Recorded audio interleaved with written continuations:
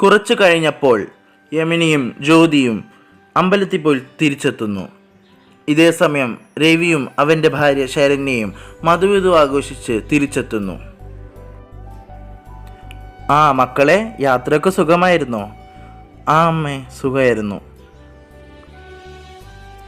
അപ്പോൾ രവീന്ദ്രൻ്റെ ഭാര്യ വൈശാലി ചോദിച്ചു, ആ നിങ്ങളോ വന്നോ? യാത്രയ്ക്ക് എങ്ങനെ ഉണ്ടായിരുന്നു? സുഖമായിരുന്നോ?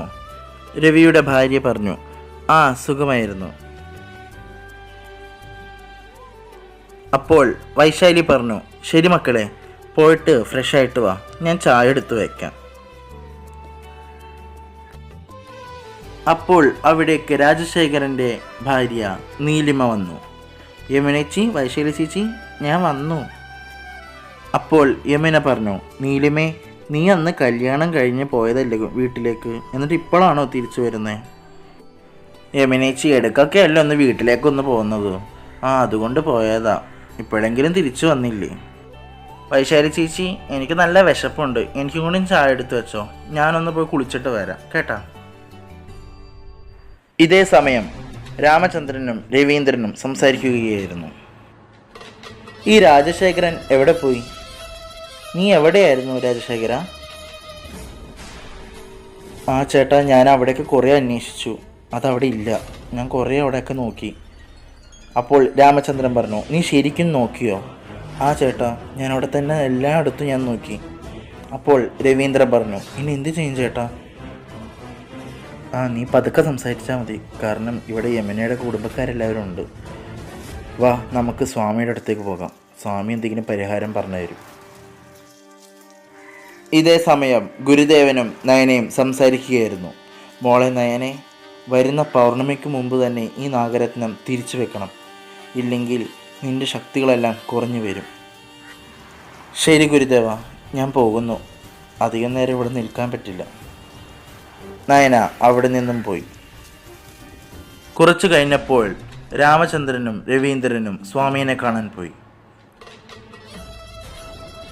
സ്വാമി, ഇന്നലെ ഞങ്ങളുടെ കയ്യിൽ നിന്നും ആ രത്നം നഷ്ടപ്പെട്ടു പോയി. ഇവർ നടന്ന കാര്യങ്ങളെല്ലാം പറഞ്ഞു. അപ്പോൾ സ്വാമി പറഞ്ഞു, നിങ്ങൾ എന്ത് മണ്ടത്തരങ്ങളാണ് കാണിക്കുന്നത്? എൻ്റെ ദൃഷ്ടിയിൽ ആ രത്നം എവിടെയാണെന്ന് ഞാൻ നോക്കട്ടെ. സ്വാമി, ആ രത്നം എവിടെയാണെന്ന് കണ്ടുപിടിച്ചോ? എനിക്ക് എവിടെയാണെന്ന് അത് കണ്ടുപിടിക്കാൻ കഴിഞ്ഞില്ല. അപ്പോൾ രവീന്ദ്രൻ ചോദിച്ചു, അപ്പം ഇനി എന്ത് ചെയ്യും സ്വാമി? എനിക്ക് നിങ്ങൾ കുറച്ച് സാവകാശം തരൂ. രണ്ടുപേരും അവിടെ നിന്നും പോയി. രാത്രി നീലിമ പൗർണമിപുരത്തിൽ നടക്കുകയായിരുന്നു. നീലിമ ഒരു കാഴ്ച കണ്ട് ഭയക്കുന്നു.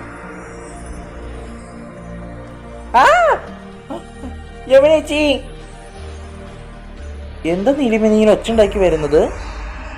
ചേച്ചി, ഞാൻ അവിടെ എന്തൊരു രൂപത്തെ കണ്ടു. രൂപമോ? വന്ന് വന്ന് നിനക്കിപ്പോൾ കണ്ണിനും കാഴ്ചയില്ലാതെയോ? ഒന്ന് പോയി കിടന്നുറങ്ങു പെണ്ണേ. ഇതെല്ലാം നയന മുകളിൽ നിന്നും കാണുന്നുണ്ടായിരുന്നു. രൂപമോ? എന്ത് രൂപമായിരിക്കും ഈ നീലിമ കണ്ടത്? നയനക്ക് സംശയങ്ങളെല്ലാം തുടങ്ങി.